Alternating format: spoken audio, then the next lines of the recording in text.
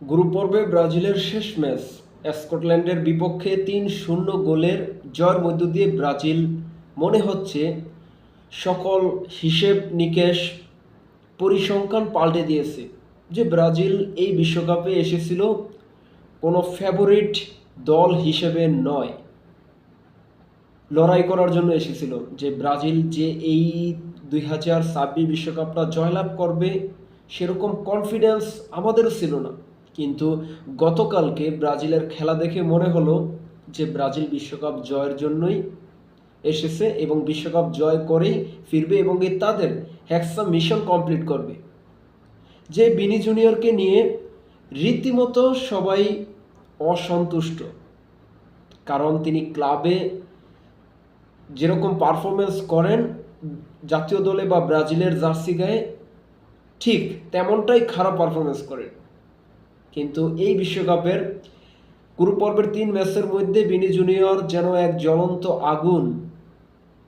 তিনি 3 ম্যাচের মধ্যে করেছেন 4টি গোল এবং কি পরপর 3 ম্যাচের মধ্যেই ম্যাচ সেরা বিনি জুনিয়র।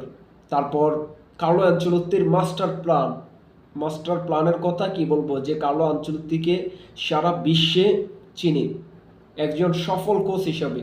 রিয়াল মাদ্রিদ ছেড়ে তিনি এসেছেন ব্রাজিলের দায়িত্ব নিতে এবং ব্রাজিলের দায়িত্ব নিয়েছেন এবং এই বিশ্বকাপ মঞ্চে একের পর এক চমক দেখাচ্ছেন। যেখানে নেইমার জুনিয়র ইনজুরি ছিল, হয়তোবা নেইমার জুনিয়রকে তিনি দল থেকে বাদ দিয়ে দিতে পারতেন, কিন্তু নেইমার জুনিয়রকে রেখেছেন এবং কি এটাও তার মাস্টার প্ল্যানের অংশ। 2টি ম্যাচে নেইমার জুনিয়রকে মাঠে নামানো হয়নি এবং কি গ্রুপ পর্বের শেষ ম্যাচে অর্থাৎ স্কটল্যান্ডের বিপক্ষে লাস্ট 10 থেকে 15 মিনিটের জন্য নেইমার জুনিয়রকে মাঠে নামানো হয় এবং নেইমার জুনিয়রের গতকালের পারফরমেন্স দেখে এটাই মনে হয়েছে নেইমার জুনিয়র এখন পরিপূর্ণ ফিট এবং কি দলকে দেওয়ার জন্য এবং তার শেষ বিশ্বকাপে দলকে দেওয়ার জন্য প্রস্তুত। আর তাদের গতকালকে সকলের পারফরমেন্স, শুধু নেইমার জুনিয়র নয় বা বিনি জুনিয়র নয়, একেবারে রায়ান হতে শুরু করে যাকে নতুন নামানো হয়েছিল গতকালকে একাদশে, সকলেই অসাধারণ অসাধারণ অসাধারণ পারফরমেন্স করেছে।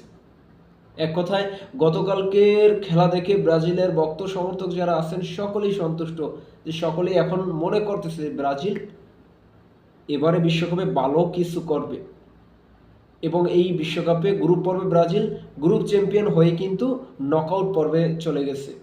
শুভকামনা থাকবে ব্রাজিলের জন্য। আর ব্রাজিলের এই হেক্সা মিশন বা 6ষ্ঠ বিশ্বকাপ, সেটা ব্রাজিল সফলভাবেই তুলে নেবে ব্রাজিলের গড়ে, এটাই প্রত্যাশা করি।